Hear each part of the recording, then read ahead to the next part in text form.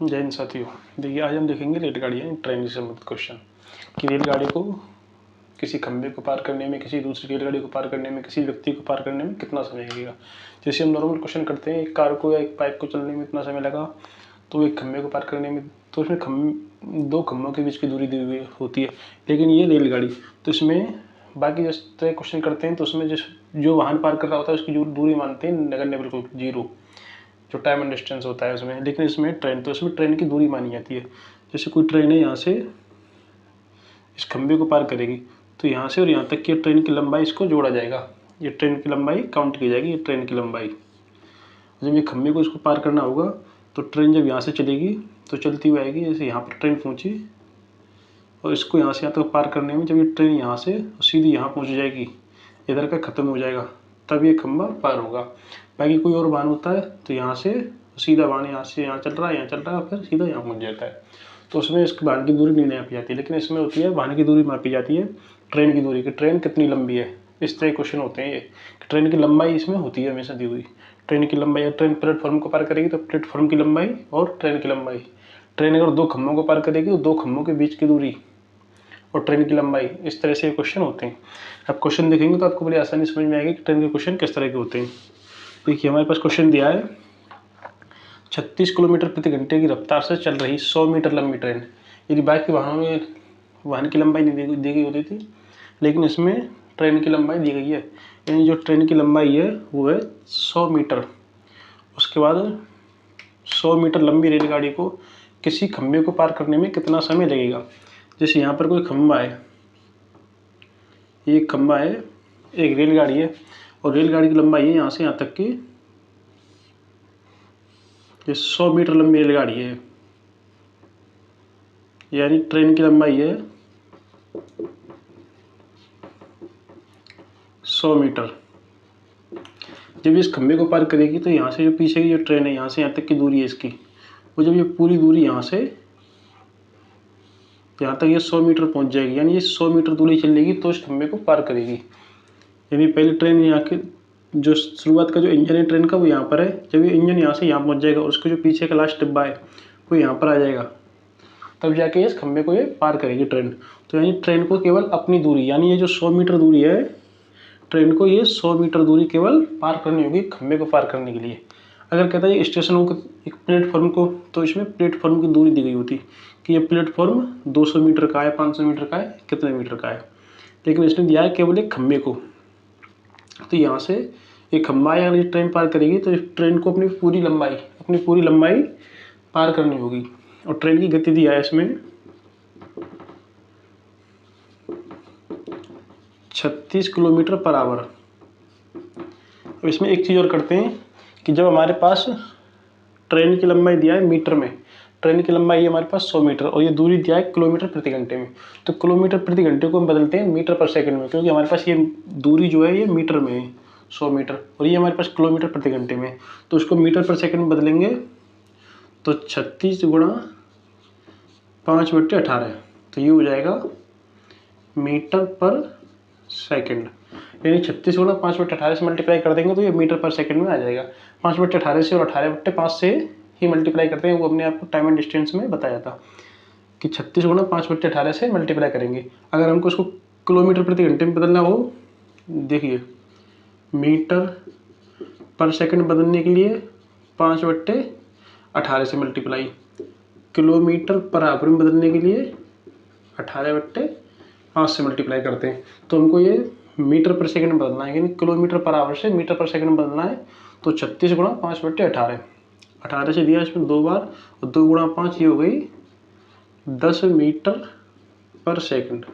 यानी जो ट्रेन की गति है वो 36 किलोमीटर प्रति घंटे ना होकर 10 मीटर पर सेकंड है।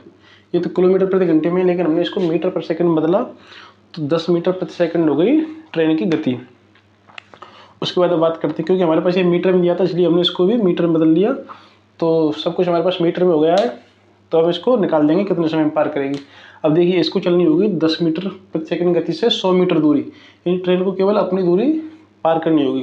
तो ये पूछ रहा है कितना समय लगेगा, तो टाइम बराबर होता है डिस्टेंस अपॉन स्पीड, यानी टाइम बराबर समय बराबर समय बराबर दूरी बट्टे चाल। अब हमको समय निकालना है, कितना समय लगेगा ट्रेन को उस खंभे को पार करने में। तो देखिए समय लगेगा, समय निकालेंगे हम। तो देखिए दूरी है 100 मीटर, फॉर्मूले में रख देते हैं डिस्टेंस अपॉन स्पीड। दूरी 100 मीटर है उसको, और उसकी जो गति है, स्पीड है, वह है 10 मीटर पर सेकंड। तो 10 से 100 में भाग देंगे तो यहाँ पर आएगा 10 सेकंड। यानी ट्रेन को एक खंभे को पार करने में 10 सेकंड का समय लगेगा। ये होगा इसका आंसर।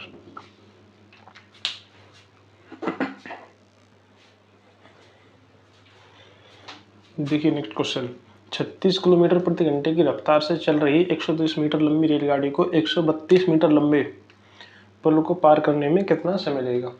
पिछले जो क्वेश्चन किया था हमने उसमें केवल रेलगाड़ी की लंबाई थी, लेकिन इसमें एक पुल की लंबाई है। यानी देखिए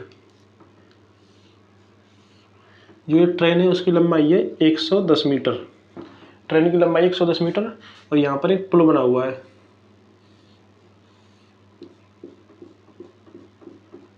इसकी लंबाई है 132 मीटर। यानी जो ट्रेन है इसकी लंबाई 110 मीटर और पुल की लंबाई 132 मीटर। तो ये कह रहा है 132 मीटर लंबे पुल को पार करने में कितना समय लगाएगी।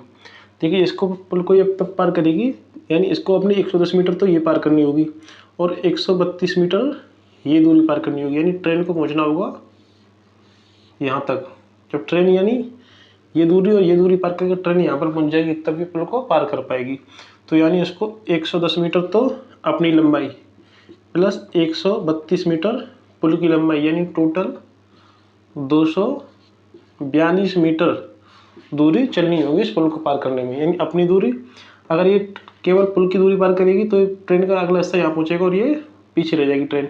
यानी ट्रेन का पीछे वाला डिब्बा, लास्ट डिब्बा यहाँ पर होना चाहिए, इंजन आगे पहुँच जाना चाहिए। पुल पे जब चढ़ेगी तो ये इसका इंजन यहाँ पे होगा और फिर इसका इंजन यहाँ पहुँचना चाहिए, तब ये पुल को पार कर पाएगी। अब देखिए, और ट्रेन की जो गति दिया है, स्पीड है, वो है 36 किलोमीटर पर आवर। यानी जो ट्रेन की गति है वो है 36 किलोमीटर प्रति घंटे। तो देखिए 36 किलोमीटर प्रति घंटे ट्रेन की गति है और 242 मीटर दूरी पार करनी है। तो देखिए ये तो है हमारे पास मीटर में और ये है किलोमीटर पर आवर में। तो या तो इसको भी किलोमीटर में चेंज कर लें या फिर इसको मीटर पर सेकंड में। तो आसान क्या रहता है, इसको मीटर पर सेकंड में चेंज कर दें हम। तो जब 36 को मीटर पर सेकंड चेंज करेंगे तो 36 गुणे में 5/18 ये हो जाएगा मीटर पर सेकंड। 36 गुणा 5/18 मीटर पर सेकंड। 18 से 2 बार, 2 गुणा 5 10 मीटर पर सेकंड। यानी 36 किलोमीटर प्रति घंटा, यानी 10 मीटर पर सेकंड। ये होगी मीटर पर सेकंड में गति। तो उसको 242 मीटर लंबाई पार करनी है, 242 मीटर दूरी। तो उसमें हमें कितना टाइम लगेगा वो निकालना है। तो टाइम का फॉर्मूला होता है डिस्टेंस अपॉन स्पीड, यानी समय बराबर दूरी बट्टे में चाल। समय बराबर दूरी बट्टे चाल, ये होता है फॉर्मूला। तो देखिए इसको कितना समय लगेगा ट्रेन को उस 242 मीटर लंबे पुल को पार करने में। केवल उसको 242 मीटर पुल की लंबाई नहीं, अपनी भी लंबाई चलनी है, यानी यहाँ से और ये पूरी दूरी पार करनी है उसको। यानी 132 मीटर ये, 110 मीटर ये, तो उसको 242 मीटर दूरी पार करनी है। उसकी जो गति है वो है 10 मीटर पर सेकंड अपॉन में 10। 10 से इसमें भाग देंगे तो ये जाएगा 24.2 सेकंड। यानी जो ट्रेन है उसको पुल को पार करने में 24.2 सेकंड का समय लगेगा। यानी ट्रेन को अपनी दूरी और पुल की दूरी, दोनों दूरी तय करने में 24.2 सेकंड का समय लगेगा। ये होगा इसका सॉल्यूशन।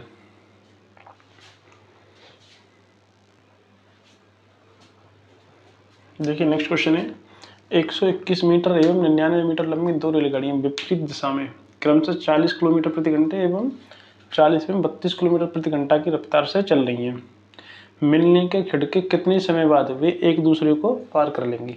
इसमें कहा है विपरीत दिशा। इसमें देखिए विपरीत दिशा और एक ही दिशा, विपरीत दिशा और एक ही दिशा बहुत ही महत्वपूर्ण होती है। इसके हिसाब से क्वेश्चन होता है।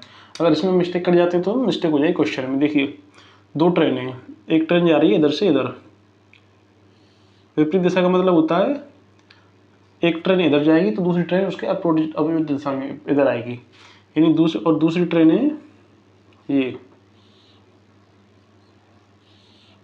यानी ये ट्रेन तो जा रही है इधर और ये ट्रेन आ रही है इधर।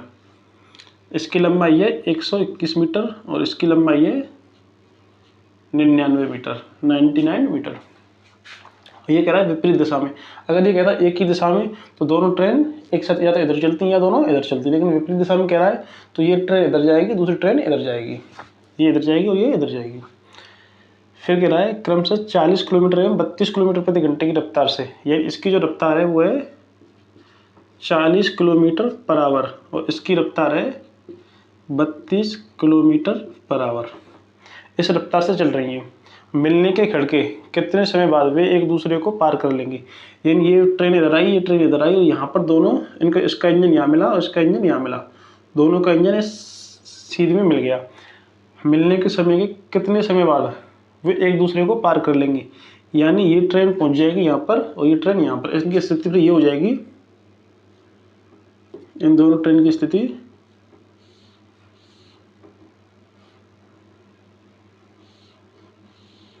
ये स्थिति हो जाएगी दोनों की,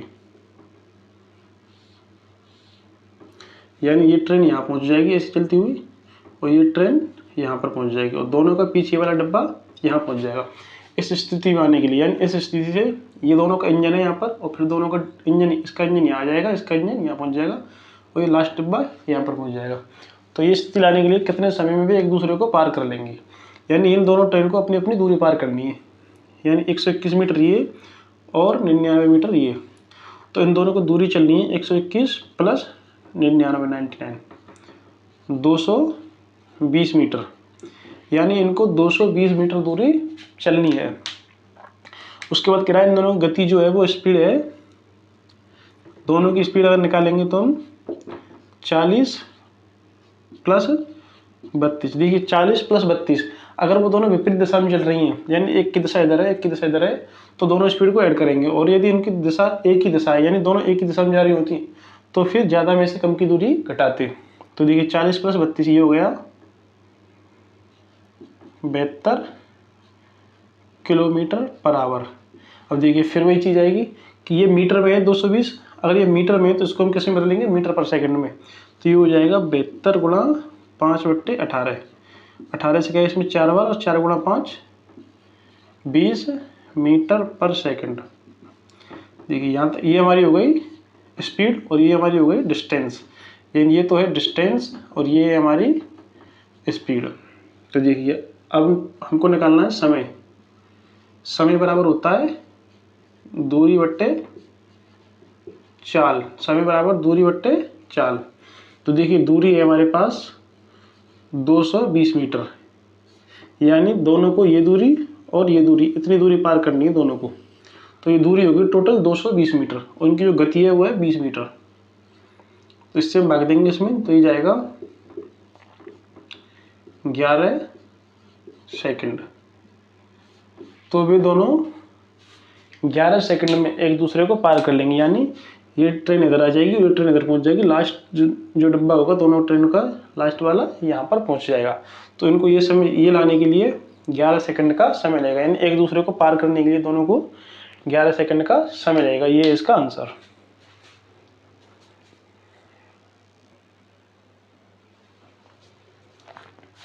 देखिए नेक्स्ट क्वेश्चन है, सेम वही क्वेश्चन है, इसमें बस इतना चेंजिंग हुआ है एक ही दिशा में, यानी पिछले क्वेश्चन में बताया यदि वे विपरीत दिशा में चले, उसमें यदि वे एक ही दिशा में चले, यानी 121 मीटर एवं 99 मीटर लंबी दो रेलगाड़ियाँ एक ही दिशा में क्रमशः 40 किलोमीटर पर आवर और 32 किलोमीटर प्रति घंटा से चल रही हैं, तो मिलने के खिड़के कितने समय बाद वे एक दूसरे को पार कर लेंगी। देखिए एक ट्रेन है ये, इसकी गति है 40 kilometre per hour, 40 kilometre per hour और इसकी लंबाई है 121 मीटर और ये जा रही है इधर। दूसरी ट्रेन है यहाँ पर,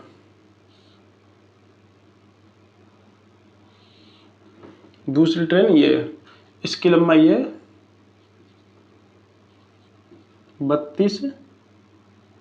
99 मीटर और इसकी जो गति है वो है 32 किलोमीटर पर आवर। ये कह रहा है एक ही दिशा में, यानी ये भी ट्रेन इधर जा रही है और ये भी ट्रेन इधर जा रही है। उसके बाद मिलने के खड़ी, यानी यहाँ पर आई दोनों, यहाँ पर मिल गई। इसका ये इंजन था, इसका ये डब्बा था, यहाँ पर दोनों मिल गई ट्रेन। मिलने के खड़के कितने समय बाद वे एक दूसरे को पार कर लेंगी। यानी जब दोनों ट्रेन इधर जा रही हो तो ये कम गति वाली है, इसको ये ज़्यादा गति वाली पार करेगी। यानी जितनी इसकी गति अधिक होगी इस गति से वो पार करेगी अधिक वाली कम वाले को। तो कितने समय बाद वे एक दूसरे को पार कर लेंगे, यानी इस स्थिति से उनको यहाँ पर आना है। ये ट्रेन तो पीछे रह जाएगी क्योंकि इसकी गति है 32 किलोमीटर प्रति घंटे, और दूसरी ट्रेन पहुँच जाएगी यहाँ पर। दूसरी ट्रेन पहुँच जाएगी यहाँ पर, ये इधर जा रही होगी ये। तो इनको इस स्थिति में लाने के लिए, यानी इसका जो पीछे वाला डब्बा, इसका ये इंजन, यहाँ पर ये थी और यहाँ पर ये स्थिति लाने के लिए इनको कितना समय लगेगा, ये पूछा गया क्वेश्चन में। तो देखिए इसमें क्या करते हैं, पहले तो ट्रेनों की लंबाई जोड़ लेते हैं। यानी 121 मीटर, तो ये देखिए ट्रेनों की लंबाई उसको दोनों स्थिति में पार करनी होगी। यानी अगर विपरीत दिशा में जाएंगी, अगर ये इधर जा रही होती तो भी दोनों ट्रेन की लंबाई पार करनी होती, और इधर जा रही है तो भी दोनों ट्रेन की लंबाई पार करनी होगी। तो 121 मीटर प्लस 99, तो ये हो जाएगा 200, उनको 220 मीटर लंबाई पार करनी होगी। यानी 220 मीटर दूरी तय करनी होगी। लेकिन इसमें स्पीड में चेंजिंग होगी, कुछ स्पीड में इसमें विपरीत दिशा में और एक ही दिशा में अंतर यह आएगा कि देखिए इनकी स्पीड हो जाएगी उसके बाद 40 माइनस 32। 40 माइनस 32 इसलिए हो जाएगी क्योंकि ये ट्रेन चल रही है इधर और ये भी इसके पीछे पे चल रही है। अगर इन दोनों की स्पीड 32 हो, दोनों की ये भी 32 किलोमीटर प्रति घंटे की गति से चले और ये भी 32, तो फिर ये इसकी अगर ये यहाँ पर है तो ये हमेशा यहाँ पर ही रहेगी, इससे बिल्कुल भी 1 मीटर भी आगे नहीं बढ़ पाएगी, क्योंकि दोनों की स्पीड सेम रहेगी तो दोनों समान दूरी पर चलेंगे, समान अंतर चलेंगे। अगर ये यहाँ चल रही है तो ये यहाँ चलेगी, यानी जहाँ भी चलेंगी वो समान चलेंगी अगर 32 होगी। लेकिन अगर पीछे वाली ट्रेन की गति अधिक होगी तो ही वो आगे वाली ट्रेन को पार कर पाएगी। तो इसकी गति है, जो पीछे वाली ट्रेन है 40 किलोमीटर प्रति घंटे, इसकी है 32, तो 40 में से 32 घटाएंगे तो ये हो जाएगी 8 किलोमीटर पर आवर। इस गति से पीछे वाली ट्रेन आगे वाली ट्रेन को पार करेगी। अगर इसकी गति बराबर होगी तो ये पार नहीं कर पाएगी, इसकी कम होगी तो फिर ये पीछे रह जाएगी। अब इसकी कम है तो इसको पार करके आगे निकल जाएगी ट्रेन और ये फिर पीछे रह जाएगी ट्रेन। लेकिन इसकी जो पार करने की गति होगी वो होगी 8 किलोमीटर प्रति घंटा, ना कि 40 ना 32, 8 किलोमीटर प्रति घंटा। यानी जो इनकी गति का अंतर है वही इसकी पार करने की गति स्पीड होगी। तो देखिए लेकिन 8 किलोमीटर प्रति घंटा 1 किलोमीटर प्रति घंटे में हमारे पास ये है मीटर में। तो देखिए 8 गुणा 5/18, 2 से काटेंगे 9 बार और 2 से कटेगा 4 बार, 4 गुणा 5 ये हो गया 20/9 मीटर पर सेकंड, यानी 20/9 मीटर पर सेकंड। ये हो गई इसकी स्पीड। अब देखिए इसको कितना समय लगेगा, समय बराबर है दूरी बट्टे चाल। ये फॉर्मूला बार बार इसलिए लिख रहा हूँ क्योंकि आपको फॉर्मूला याद हो जाए। तो दूरी बट्टे चाल, तो देखिए दूरी है 220 मीटर, उसकी जो चाल है वो है 20/9 मीटर पर सेकंड, तो 20/9। अब देखिए जब स्थिति ऐसी आती है कि अपोन में फिर दोबारा अपोन में हो, तो देखिए अंदर का अंदर मल्टीप्लाई बाहर का बाहर मल्टीप्लाई करते हैं। देखिए इसके नीचे मान लेते हैं हम 1, इसके नीचे 1 हो जाएगा तो 20 का इधर हो जाएगा, इस तरह हो जाएगा। तो ये हो जाएगा 220 गुणे में 9, 20 का 1 में करेंगे तो सेम 20 आ जाएगा। यानी 20 यहाँ पर रह जाएगा और नीचे वाली उसका मल्टीप्लाई ऊपर पहुँच जाता है, ये होता है सीधा सीधा। तो यानी 9 है वो ऊपर पहुँच गया और 20 यहाँ पर रहेगा। 0 से 0 2 से कटाइए 11 बार, और 11 गुणा 9 ये हो गया 99 सेकंड। ये होगा इसका आंसर। यानी अगर वे एक ही दिशा में चलें तो उनको एक दूसरे को पार करने में 99 सेकंड का समय लगेगा। और यदि वे एक ही दिशा में चलें तो वो 11 सेकंड, यदि वो विपरीत दिशा में चलें, यदि ये इधर जा रही होती और ये इधर जा रही होती तो वो 11 सेकंड में, यानी जो पिछले क्वेश्चन में आंसर आया था। लेकिन यदि वो एक ही दिशा में चले, यानी ये भी इधर जाए और ये भी इधर जाए, तो उनको जो समय लगेगा वो होगा 99 सेकंड, यानी 99 सेकंड का समय लगेगा उनको।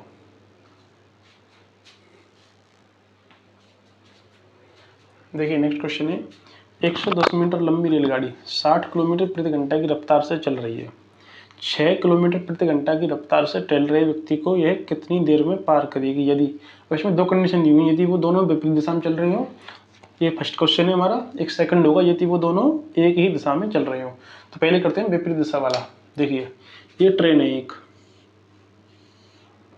और ट्रेन जा रही है इधर, ट्रेन की लंबाई है 110 मीटर और ट्रेन की जो गति है वो है 60 किलोमीटर पर आवर। यहाँ पर एक व्यक्ति है, यहाँ पर एक व्यक्ति खड़ा है जो टहल रहा है। वो दोनों विपरीत दिशा में टहल रहे हैं, यानी व्यक्ति इधर जा रहा है और ट्रेन इधर जा रही है। तो व्यक्ति जा रहा है इधर और इसकी गति है 6 किलोमीटर पर आवर। तो ये ट्रेन इसको कितने समय में पार कर लेगी? तो ट्रेन को केवल व्यक्ति की दूरी पार नहीं करनी, क्योंकि व्यक्ति की दूरी मानी जाएगी यहाँ पर 0 और ट्रेन की दूरी मानी जाएगी 110 मीटर। ट्रेन की लंबाई को केवल अपनी लंबाई पार करनी होगी, ना कि व्यक्ति की। व्यक्ति की लंबाई होगी 0। तो देखिए 60 किलोमीटर प्रति घंटे ट्रेन की गति है और 6 किलोमीटर प्रति घंटे व्यक्ति की गति है और दोनों विपरीत दिशा में जा रहे हैं। और जब विपरीत दिशा में जा रहे हो तो दोनों की जो गति है वो जोड़ी जाती है। तो 60 स्पीड हो जाएगी 60 + 6 यानी 66 किलोमीटर पर आवर। इसको मीटर पर सेकंड, क्योंकि जो ट्रेन की लंबाई है यानी जो दूरी है जो ट्रेन को पार करनी होगी वो है 110 मीटर, यानी ट्रेन को 110 मीटर दूरी पार करनी होगी। ये है मीटर में, तो इसको मीटर में चेंज करेंगे तो 66 गुणा 5/18, 5/18 से कर देंगे इसमें मल्टीप्लाई। तो देखिए 6 से गया 3 बार और 6 से गया 11 बार, 11 से 66 और 6 × 18।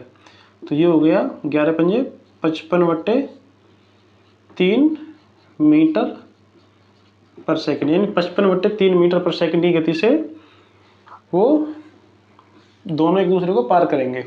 अब देखिए किस तरह से पार करेंगे, यानी ये जो ट्रेन है यहाँ से इसका जो अंत हो जाएगा यहाँ इस तरह से हो जाएगी स्थिति है। इधर ट्रेन पहुँच जाएगी यहाँ पर और ये व्यक्ति आ जाएगा यहाँ पर इधर चलता हुआ। इस तरह से ये इस व्यक्ति को पार करेगी ट्रेन, यानी जो ट्रेन का लास्ट डब्बा है वो व्यक्ति के बराबर में आ जाएगा, तब ट्रेन इस व्यक्ति को पार करेगी। लेकिन केवल ट्रेन अपनी दूरी, ये जो 110 मीटर दूरी है केवल इसको ही पार करेगी। तो देखिए 110 मीटर दूरी को पार करने में उसको 55/3 मीटर पर सेकंड की गति से कितना समय लगेगा? तो समय निकालेंगे हम, तो दूरी बट्टे चाल।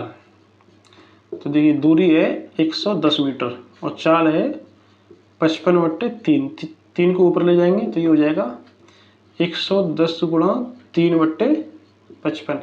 55 से 110 कटेगा 2 बार और 2 × 6 सेकंड, 6 सेकंड, ये हो जाएगा इसका आंसर। यानी जो ट्रेन है वो विपरीत दिशा में टहल रहे व्यक्ति को 6 सेकंड में पार कर देगी। यानी ट्रेन इधर जा रही हो, व्यक्ति इधर जा रहा हो, तो उसको पार करने में उसको लगेंगे 6 सेकंड। ये है इसका आंसर। अब दूसरा देखेंगे।